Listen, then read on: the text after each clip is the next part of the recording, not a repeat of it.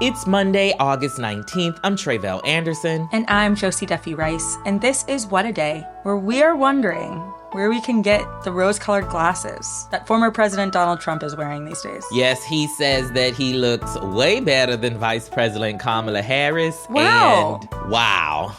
To be Donald Trump and say, I'm a better-looking person than Kamala, what is it and how do I get some? My Lord, my Lord, my Lord. On today's show, the Supreme Court temporarily blocks the Biden administration's new Title IX rule protecting trans rights. Plus, Vice President Kamala Harris has a slight lead over former President Donald Trump in the polls. But first, the Democratic National Convention kicks off today in Chicago. We also now know the themes and the primetime speakers for the four-day event. Today, President Biden is set to give the primetime address to ceremonially pass the torch to Vice President Kamala Harris.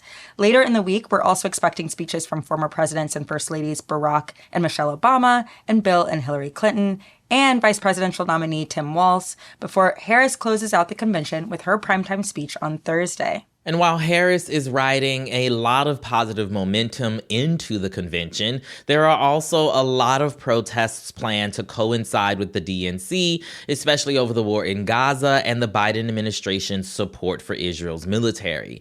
And that has a lot of people very, very nervous because Chicago, of course, has an ugly history with protests at the DNC. In 1968, the Democratic incumbent Lyndon Johnson had just dropped out of the race. The country was divided amid anti-war protests, political assassinations, and racial tensions. At the convention, thousands of protesters opposed to the Vietnam War clashed with thousands of Chicago police, National Guardsmen, and military troops in the city's downtown. Police beat demonstrators with batons and sprayed tear gas everywhere, and protesters chanted, "The whole world is watching," as TV cameras rolled. And the 1968 DNC is still a dark chapter in the city and the party's history. Now, Chicago has hosted the DNC once since the infamous 68 convention. That was in 1996. But the vibes were very different then. President Bill Clinton was headed to an easy re-election. The Macarena was the hit of the summer. This summer, though, the party is once again divided over a war and navigating a last-minute change at the top of the ticket in a race that they could possibly lose. So to get a sense of how all of this history is weighing on Chicago as it prepares to host the DNC, I spoke with Shawn Allee. He's a longtime reporter in the city and is on the ground talking to people for Crooked this week. I started by asking him how the city is preparing for the protests. Well, I would say not so fast on the permits. There were discussions in federal court as late as Friday night about how some of the largest protests could be conducted, including whether or not there could be a soundstage, for example, that could be within earshot of the DNC, which is the whole point of the protests, to be heard literally by people in power within the convention. Beyond that, I mean, this is, among other things, an enormous event with super high levels of security. And very importantly, entire parts of town are shut down. And for a town that wants to balance the right to protest, it is very much a Democratic Party town. And so they still are doing things to basically try to clean up the city or follow the Secret Service's demands of making certain approaches to the convention center highly secure. So, for example, they removed a very large encampment of folks that are unhoused away from the center a couple weeks ago. And you've been speaking to groups who plan to protest at the DNC. So before we get to them individually, what are some of the big, broad issues that are animating these groups? We know the war in Gaza has obviously been a huge issue, but what else is driving these protests? Yeah, beyond the Gaza war, which is the big driver here, I was actually surprised to learn that among the issues are reproductive rights.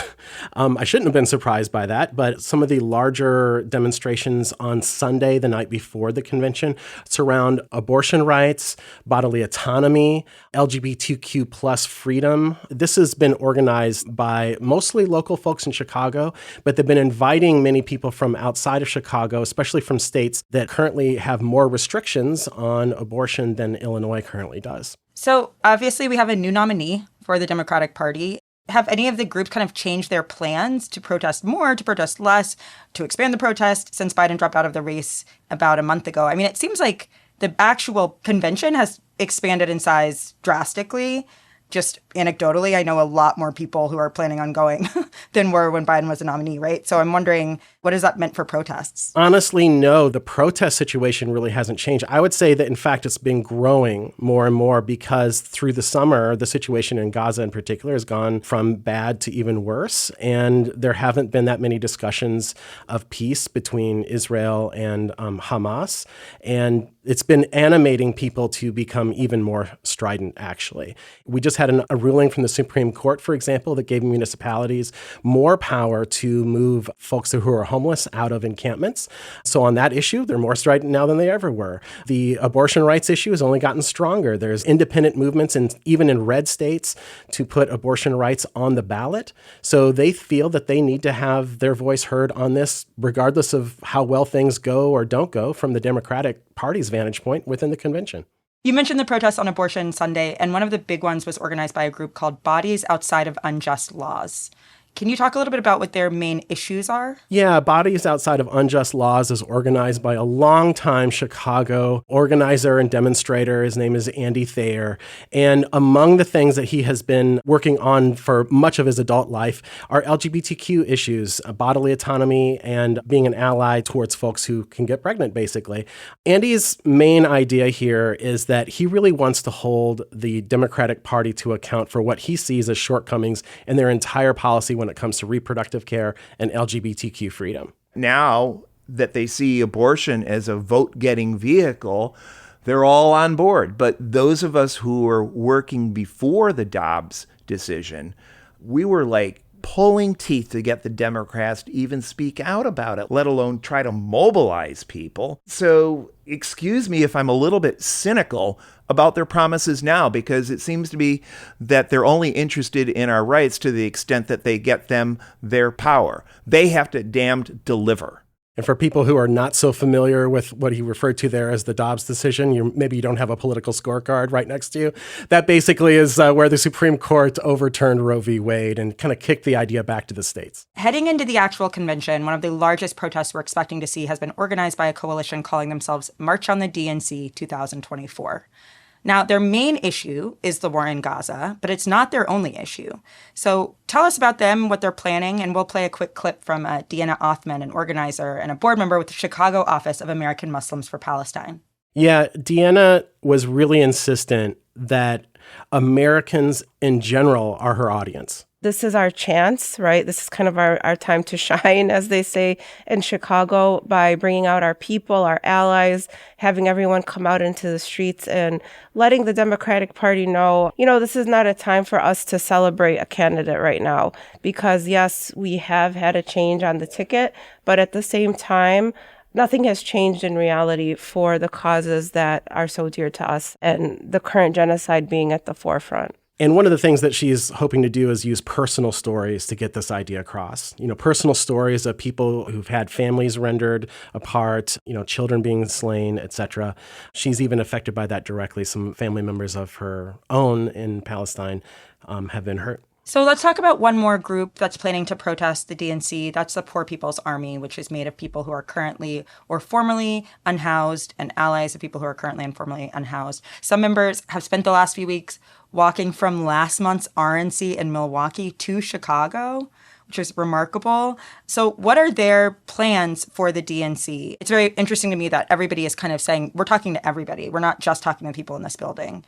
And so who are they talking to? I asked Sherry Honkala about this. She's the current leader of the group, about what they're trying to get across here. And she's basically saying that America needs to keep its eye on the ball. It needs to concentrate on this issue in a way that it has concentrated, for example, in the past on, say, space exploration or defense and the like. It's going to move the needle. It'll move the needle of the American people. When they see, what's this group of people that walk 90 miles in horrible weather, under horrible conditions, and why are they out here? This is our one shot. This is where there's thousands and thousands of reporters, and we can talk about the issues that we really need to talk about. That's how we hope to move the needle. Josie, I'm going to give you one little surprise here. It turns out that the Poor People's Army has the sweetest spot when it comes to protests because they had put in their application very early, so early and kind of under the radar that the city of Chicago responded pretty slowly. And so a federal judge said, you actually missed the deadline, Chicago, to respond. So they basically have a primo seat. They're going to get much closer to the convention center itself than any other group, albeit they're probably a much smaller size. Okay, so we had talked about this a little bit earlier about going back and forth with the city over the route and the permits for months. So clearly, Poor People's Army, the courts for once working in the favor of this group. How close will these other mass protests be able to get to the convention? Yeah, it's a good question. I think for what people expect to be the largest and maybe the most well-attended protest, the one that's called the March on the DNC, this is the one mostly with Palestine as main issue. They hope to have like maybe 10,000 attendees and the like. If you're familiar with the geography of Chicago, you would be surprised if they could actually be heard from the United Center because where that route is ending would be maybe a block or two away, but they are going to be allowed to get pretty close to some security fences as long as they keep things moving along. But that back and forth went, again, all the way through the weekend and included things like whether they would have the ability to have sound stages at some of the local parks, that kind of thing. And like, could you literally be heard without a sound stage? The answer is no. They finally got that approved, and so they're hoping to at least be heard by a good number of attendees. Okay, just one last question we want to ask you. You asked all of these coalition leaders why they were protesting at the DNC, and specifically against Vice President Harris, who's on the ticket, knowing that Donald Trump is the alternative. This is obviously an argument we've heard a lot lately. So what did they say?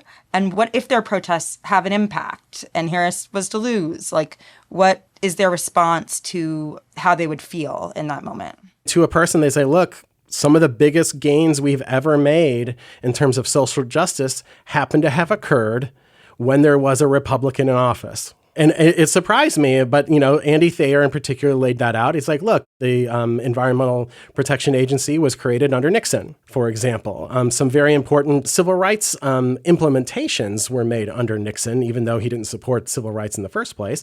But there was progress made. And the reason, he says, is because all the noise that they made in 1968, 69, 70, 71, 72, that just demonstrated, again, support from the American people to close the war in Vietnam and make some progress on civil rights and other issues. So their mentality, at least for the folks that were organizing these, is like there is a risk that Trump could win. They don't feel responsible if he does, but they feel hopeful that whoever's in office, they've made an impression upon the American people, and that's where they're trying to play. That was my conversation with Shawn Allee, who's on the ground reporting for Crooked at this week's DNC. Thanks for that, Josie. That's the latest for now. We'll get to some headlines in a moment. But if you like our show, make sure to subscribe, share with your friends. We'll be back after some ads.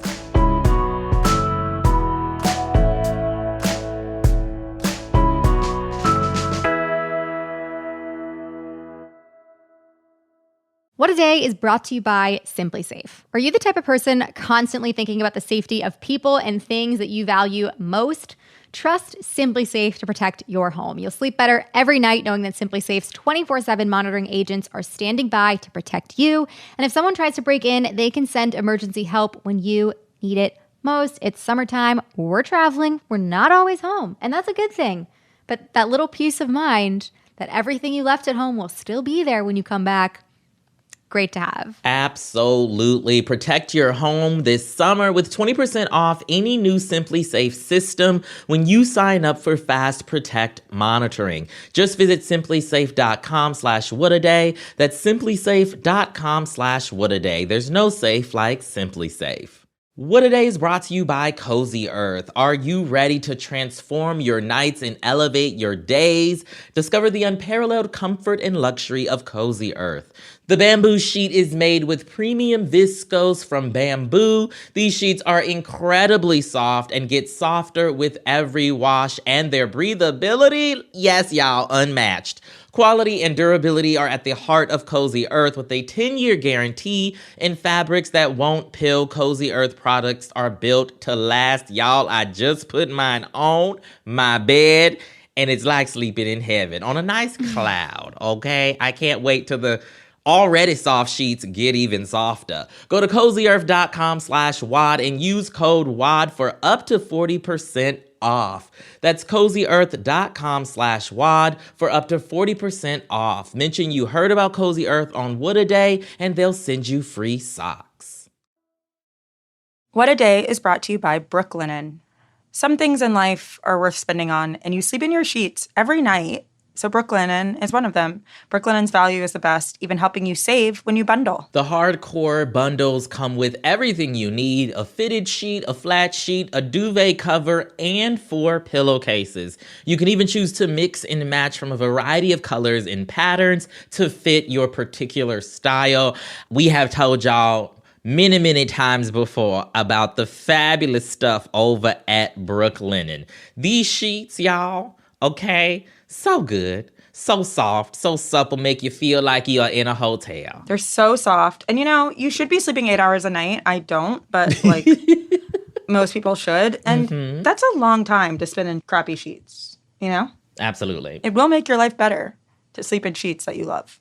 Start and end your summer days with the reviving comfort of Brooklinen. Visit in-store or online at brooklinen.com. That's BROOKLINEN.com and get 15% off of your first order. Now let's wrap up with some headlines. Headlines.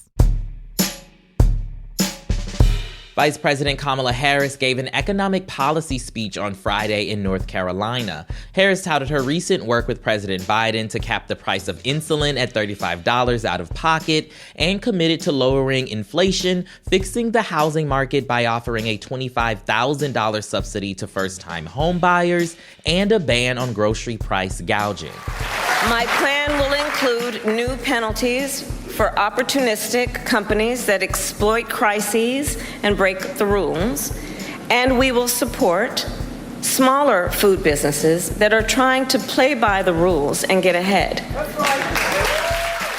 And a new poll from ABC News, The Washington Post, and Ipsos shows Harris ahead overall, as well as on attributes like honesty and issues like healthcare and protecting democracy, while Trump is favored on the economy and immigration. On Friday, OpenAI, the company behind ChatGPT, said they have deactivated a group of accounts linked to an Iranian disinformation campaign. OpenAI did not specify how many accounts they deactivated, but did say that the accounts were using ChatGPT to create fake news stories and social media comments regarding the Israel-Hamas war, the Olympics, and the upcoming U.S. presidential election. The mass deactivation is the first time OpenAI has removed accounts focused on meddling in U.S. elections. According to OpenAI, the group associated with the accounts is known as Storm 2035. The FBI said last Monday that it is investigating an alleged Iranian hack of the Trump campaign, and reporting from the Washington Post claims that the campaign was aware of the hack but didn't inform law enforcement. In yet another setback for trans rights, the Supreme Court issued a decision on Friday blocking the Biden administration from enforcing some of its new Title IX rules that enforce how schools handle complaints of sexual harassment and discrimination. In April, the Department of Education updated Title IX to include trans students in the definition of sex discrimination. The new guidance explicitly states that public schools cannot discriminate against trans students by restricting what bathrooms they can use. But these new regulations have been preliminarily blocked by at least 20 states. The rules took effect in public schools nationwide on August 1st, and while many blue states have already enacted these regulations on the state level, some red states have decided to challenge their legitimacy in court. The Biden administration asked the Supreme Court to weigh in, arguing that its new measures take precedence over any state laws that conflict with them. But the High Court's decision on Friday keeps those implementations on hold, while lower courts continue to litigate the issue. And finally, an update on disgraced former Congressman George Santos. The one-time New York representative is expected to plead guilty to the campaign fraud charges against him today in federal court. The news was first reported by Talking Points Memo on Friday. Santos was set to stand trial next month on 23 felony charges of wire fraud, money laundering, and defrauding campaign donors by lying about pretty much everything about himself. Santos initially pleaded not guilty to all charges last summer, but court documents show that he and his lawyers began negotiating for a plea deal back in December. I just hope that part of the plea deal is that he has to disappear from public life. I don't hope that. I just want a YouTube channel that doesn't make a profit, but has like a niche. Okay. And those are the headlines. One more thing before we go. This week, we're going all out for the Democratic National Convention. Here at Crooked Media, we're giving Friends of the Pod subscribers access to a ton of behind-the-scenes content and community events, including a DNC subscriber live chat, a new subscriber-exclusive segment featuring John, Tommy, and Dan, 4 back-to-back and ad-free episodes of Pod Save America, recapping the biggest convention news of the night. It's going to be a hell of a week for content, and as a bonus, we'll have a Democratic Party nominee by the end. Pretty good deal, I suppose. Get all of our exclusive DNC content and more when you subscribe to Friends of the Pod. Head to crooked.com/friends to sign up now. That is all for today. If you like the show, make sure you subscribe, leave a review, clip some coupons to save on these high grocery prices, and tell your friends to listen. And if you're into reading and not just reports of OpenAI cracking down on election interference, like me, What a Day is also a nightly newsletter. Check it out and subscribe at crooked.com/subscribe. I'm Josie Duffy Rice. I'm Tre'vell Anderson. And Donald, get a mirror. Have you seen pictures of his apartments? They're all so shiny. Everything's really shiny and gold. Mm-hmm. Do you think he can see himself in them? Well, I think he's substituting those for a mirror, but he doesn't realize he also needs a mirror. Self-love is important. It is. What a Day is a production of Crooked Media. It's recorded and mixed by Bill Lance. Our associate producer is Raven Yamamoto. We had production help today from Michelle Alloy, Ethan Oberman, John Milstein, Greg Walters, and Julia Clare. Our showrunner is Erica Morrison, and our executive producer is Adrian Hill. Our theme music is by Colin Gilliard and Kashaka.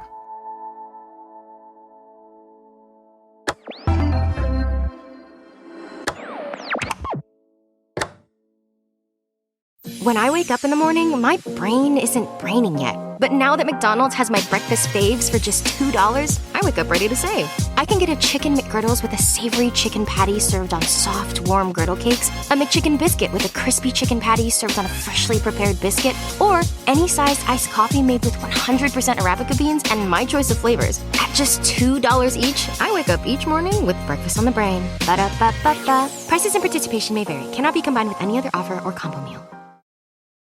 Hi, I'm Angie Hicks, co-founder of Angie. And one thing I've learned is that you buy a house, but you make it a home. Because with every fix, update, and renovation, it becomes a little more your own. So you need all your jobs done well. For nearly 30 years, Angie has helped millions of homeowners hire skilled pros for the projects that matter. From plumbing to electrical, roof repair to deck upgrades. So leave it to the pros who will get your jobs done well. Hire high-quality certified pros at Angie.com.